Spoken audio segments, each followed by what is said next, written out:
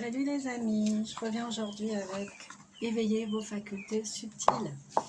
Laquelle? Donc la clairvoyance. Donc l'idée avec ce coffret de Serge Boutboul, c'est d'éveiller nos facultés, nos potentiels endormis, tels que l'intuition, la clairaudience, la clairvoyance, la télépathie, la faculté à voir l'aura sur les personnes, mais aussi sur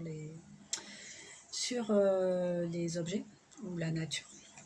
Et tout est énergie, je vous rappelle. La psychométrie, voilà, ce genre de choses. Donc, bon, au fil des petites capsules, vous verrez ce que je vous propose. Ici, c'est la clairvoyance. Donc, déjà, dans un premier temps, ce fameux troisième œil que tout le monde connaît, hein, à masser pour développer ses facultés un peu. Il y a des méditations aussi qui ouvrent le troisième œil. Donc, voilà, je vous invite à faire tout ça pour vous entraîner à cette clairvoyance.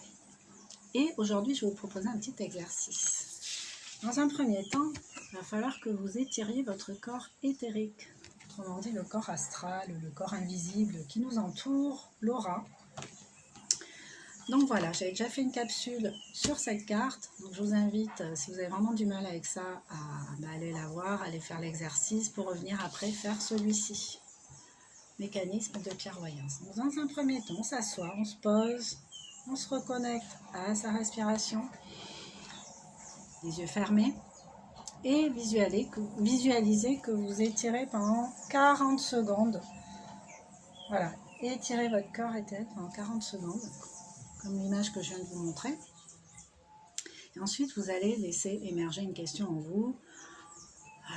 Ça peut être quels sont mes blocages pour développer davantage ma clairvoyance, ma spiritualité, enfin bon voilà. Donc, ça peut être de notre ordre. Hein. Voilà, et devant l'écran formé par vos paupières, vous allez voir une image apparaître. Donc si vraiment ça met du temps à arriver, ça met plus de 4 minutes, ne désespérez pas, c'est un nouvel exercice, on n'a pas l'habitude. Donc l'idée c'est de le faire le plus souvent possible cet exercice. Voilà, lorsque l'image apparaît, on ne pense plus à rien, on n'essaie pas non plus d'interpréter, on laisse juste l'image être devant nos yeux, fermés. On ne cherche pas à contrôler. Voilà. Alors ce qui est perçu de manière visuelle laisse une image nette, comme si nous avions la scène devant nos yeux ouverts, en fait, devant nos yeux physiques. Et ce qui a été perçu reste et perdure dans notre mémoire physique.